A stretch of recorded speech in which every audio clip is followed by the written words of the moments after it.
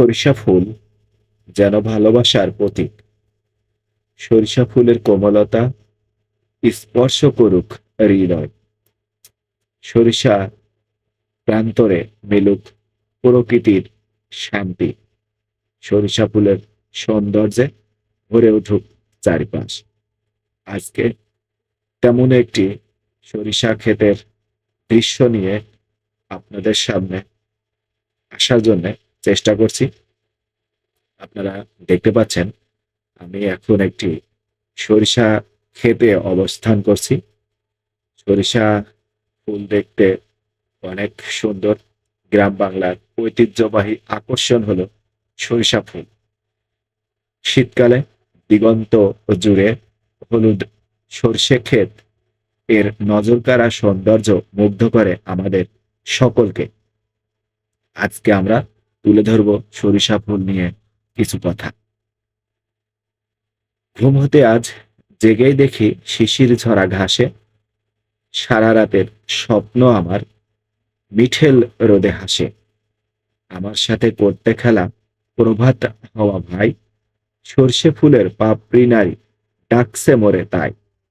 পল্লী কবি জসীমউদ্দিনের এই কবিতাংশটুকু আসলেই আজকে সেই সরিষা ফুলের মাঠে এসে সরিষা ফুল দেখে না বলে আর পারলাম না। সরিষা ফুলে মাঠ ভরেছে, ছড়িয়েছে হলুদ রং। কৃষকেরা দুঃখ ভুলে গেছে সুখের গান। মনের মতো ফসল তুলে ভরবে তাদের ঘর। দুঃখ রহিবে না আর, কাটবে দেনার ভার। আসলেই এই সরিষা ফুল প্রতিটা কৃষকেরই অনেক আশার এবং ভরসার। আপনারা দেখতে পাচ্ছেন যে সরিষা ক্ষেতটিতে আমি দাঁড়িয়ে আছি বা আপনাদেরকে দেখানোর চেষ্টা করছি। এই সরিষা ফুল কৃষকের হাসির একটি নিদর্শন বহন করে। বিস্তীর্ণ মাঠ জুড়ে এরকম সরিষা ক্ষেত দেখে নজর সরানো খুবই মুশকিল। নজর কেড়ে নেয়, মনে আপ্লুত হয় সেই কথাগুলোই।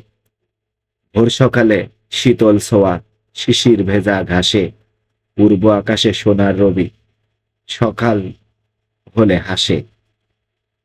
ঘরের চালে কুমড়ো ফুলে, সরিষা ফুল মাঠে, ভোর সকালে শিশু কিশোর চাদর গায়ে পাঠে। ঠিকই আজকে এই শীতের সকালে আমিও যদিও চাদর গায়ে নেই, কিন্তু শীতের কাপড় গায়েই রয়েছে। আপনারা দেখতে পেয়েছেন আমি সেই শীতের কাপড় পরেই এই শীতকালকে সাক্ষী রেখেই এই সরিষা ফুল মাঠে অবস্থান করেছি এবং আপনাদেরকে দেখানোর চেষ্টা করছি। আমি সরিষা ফুলের মধ্যে অনেক হেঁটেছি, সরিষা ফুলের সুবাস নিয়েছি এবং আপনাদের সাথে সেটি শেয়ার করলাম। ধন্যবাদ সবাই।